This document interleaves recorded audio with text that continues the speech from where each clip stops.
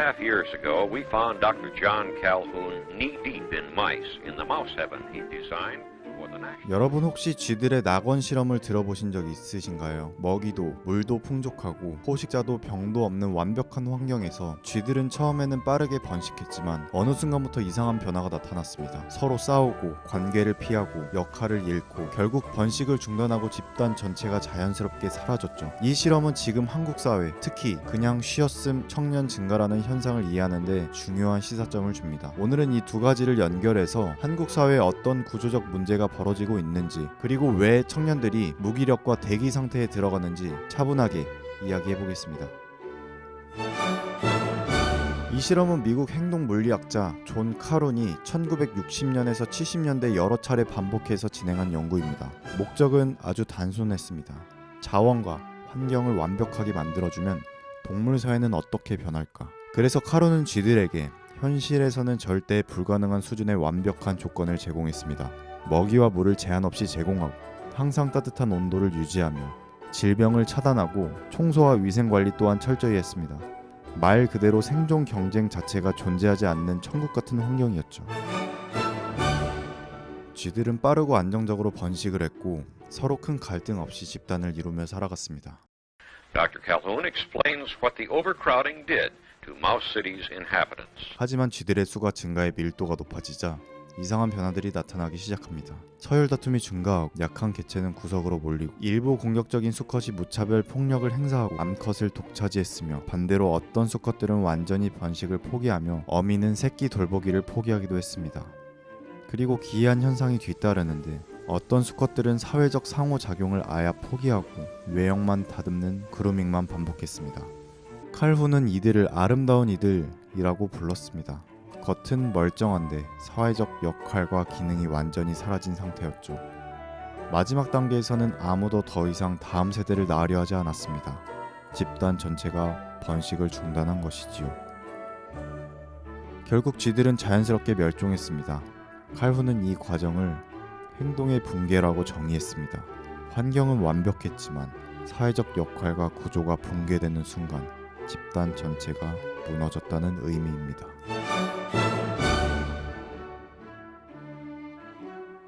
이 실험은 한국 청년층이 겪는 현실과 놀라울 정도로 닮아 있습니다. 통계청 자료를 보면 그냥 쉬었음이라고 답하는 청년이 역대 최고 수준으로 늘고 있습니다. 이 말은 단순히 일하기 싫어서 쉬고 있다는 뜻이 아닙니다. 뭘 해도 길이 열리지 않는다는 감각, 경쟁 구조 속에서 빈번히 밀리는 느낌, 미래 계획이 의미 없게 느껴지는 회의감, 관계에 대한 스트레스, 위험을 감당할 여유가 부족, 모든 루트가 막혀 보이는 폐쇄감. 이건 개인의 게으른 문제가 아닙니다. 구조가 역할을 제공하지 못하는 상태입니다.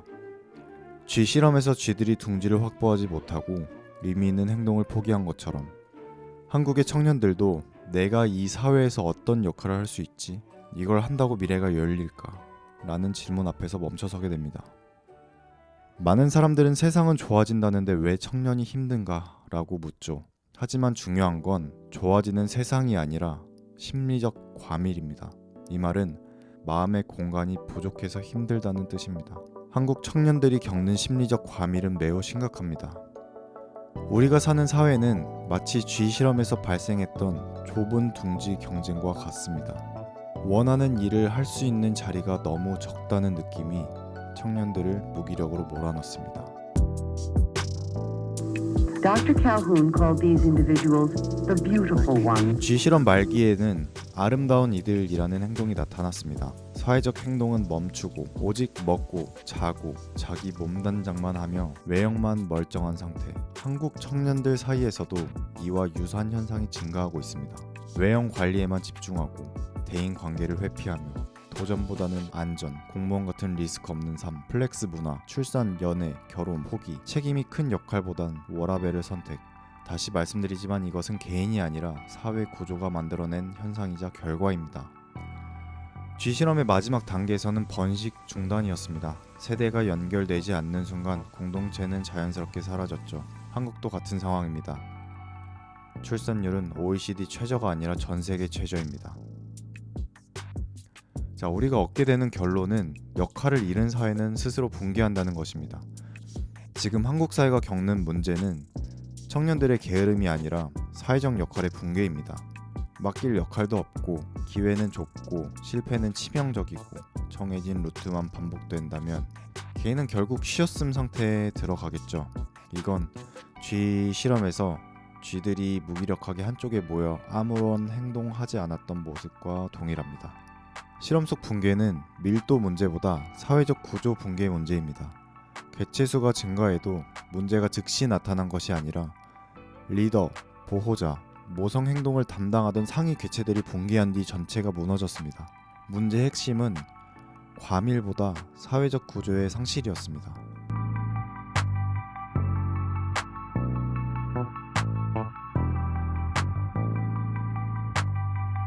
제로섬 게임의 경쟁이 아니라 역할의 다양성이 필요합니다. 모두가 서울대 대기업 이외의 길을 가지 않으려 한다면 대부분 역할을 갖지 못할 것입니다. 재능이나 타고난 환경이 다 다른데 어떻게 다 똑같은 길을 가겠습니까?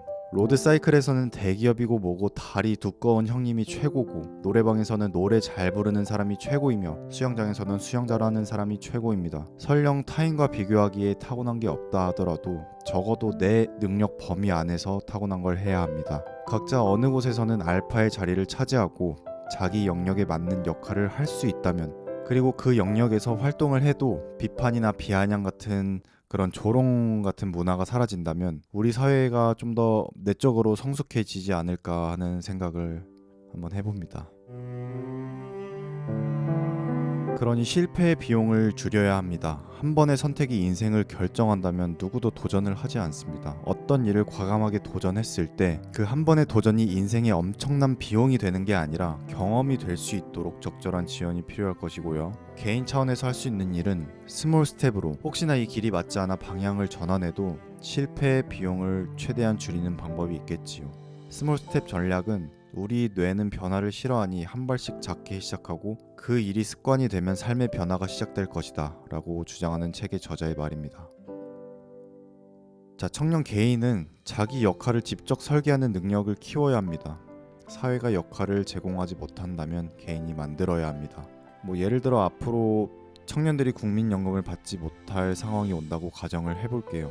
그런 상황에서는 사회를 비난하며 시간을 보내기보단 개인이 안전하게 자산을 증식시킬 수 있는 투자자가 되어야 합니다. 전문 투자자가 아니라도 성장 자산인 S&P 500 같은 자산을 사두고 해지가 되는 금과 국채 같은 상품을 사두어 위기 상황이 왔을 때 포트폴리오를 재분배하여 자산을 방어하는 정도만 알아도 제도에 의지했을 때보다 성과가 날 수 있거든요.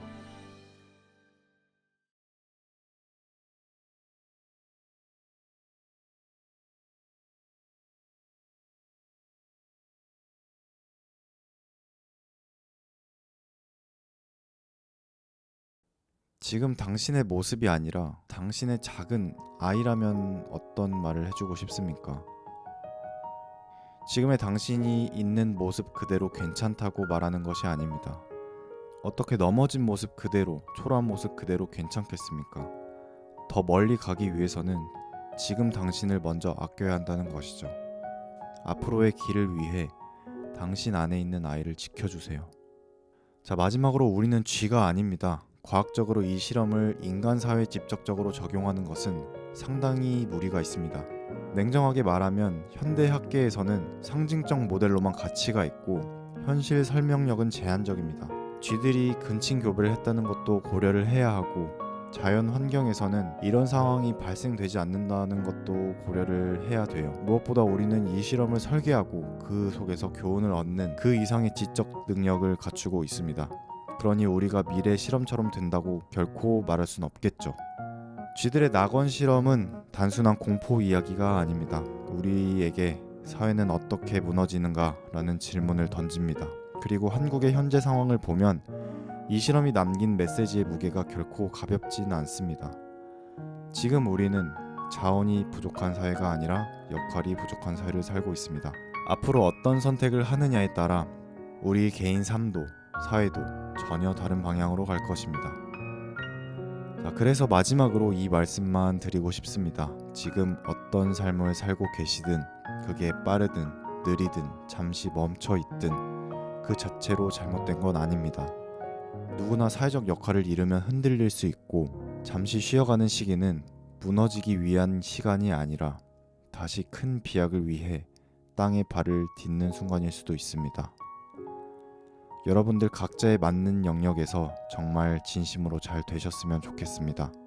그게 결국 주변 사람들에게도 돌고 돌아 저에게도 좋은 일이 될 테니까요. 이 영상이 오늘 하루 잠깐이라도 사색 한잔할 의미가 되었다면 그걸로 충분합니다. 혹시 지금 마음에 스치는 생각이 있으시다면 편하게 적어주세요. 당신의 소중한 시선, 고민, 경험 하나하나가 또 다른 사람들에겐 중요한 시각이 됩니다.